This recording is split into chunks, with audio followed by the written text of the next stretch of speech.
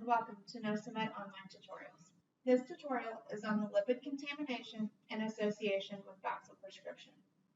If you are not familiar with proper Nociscan-LS voxel prescription, please first view the voxel planning version 2.0 tutorial. For lipid contamination, we will continue to review proper voxel prescription, how to identify lipid on the inline display, and how to correct for lipid contamination. To review voxel placement, standard voxel size is 18 by 18 by 4 millimeters. However, you can increase this voxel size if the disc size allows. Also, it may be necessary for you to decrease the voxel size if you are sampling a compressed or small disc. Please refer to the Technologist IFU for acceptable voxel sizes. Remember, you must always maintain a 1 to 2 millimeter gap between the upper end plate and the upper voxel wall. This is needed to accommodate for the chemical shift of lipid that occurs during Fourier transformation. By creating this gap space, we are able to avoid lipid contamination from the above vertebral body. As you will see in the following examples, the appropriate voxel placements leave a very clear gap between the upper end plate and the upper voxel wall. But note that this gap is only necessary for the voxel volume and does not apply to the shim volume. Now, let's review some examples of proper voxel prescription and good inline display. This is an example of proper voxel prescription with the voxel resting on the lower vertebral end plate. As you can see on the inline view, the area to the right of the water peak is flat. This indicates that there is no lipid contamination.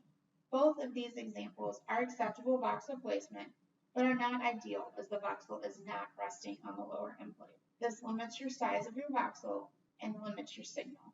Again, the inline display shows no lipid contamination. Therefore, these would give acceptable spectral information. This next example is to show the size of voxel you were able to use by properly prescribing the voxel on the lower end plate. The voxel in this example is an 8 millimeter height. As you can see, by leaving the appropriate gap, avoided the chemical shift from lipid in the vertebral body above, and it does not contaminate the voxel. Next, let's review some examples of improper voxel prescription and how to identify lipid contamination on the inline display. Keep in mind that although your voxel prescription may look correct, you could still pick up contamination from lipid. Typically, this is because the patient has moved. Here is an example where the voxel is placed with no clear gap between the upper end plate and the upper voxel wall. As you can see on the inline display, there is clearly lipid contamination. In this example, you can see that the voxel is placed with the upper portion into the vertebral body above. As expected with the placement, you can see a large lipid peak on the inline display. With this example, lipid contamination is not quite as obvious. The voxel prescription looks to be pretty good, but the upper wall of the voxel is very close to the upper end plate. There is a mild lipid bump seen on the inline display, but as you can tell, the area to the far right of the water peak is not completely flat. Therefore, this verifies that lipid contamination is in the voxel.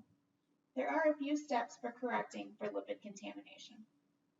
First, you want to verify that your voxel prescription is correct. Make any adjustments you may need, but remember, do not move the green shim volume or you will be required to repeat the shim process. Once your adjustments have been made, run the sequence again. If lipid contamination continues after the prescription has been corrected, then there is a chance that the patient has moved. Repeat both your sagittal and coronal localizers, replan the voxel prescription, and run the sequence. At this point, if you are still noticing lipid contamination, then we must assume that there is lipid within the disc space causing the signal. Run the sequence as is. If you are able, please notify your field engineer that this has occurred. This concludes the tutorial on lipid contamination. If you have any further questions or need more assistance, please contact your Nociscan field engineer. Thank you.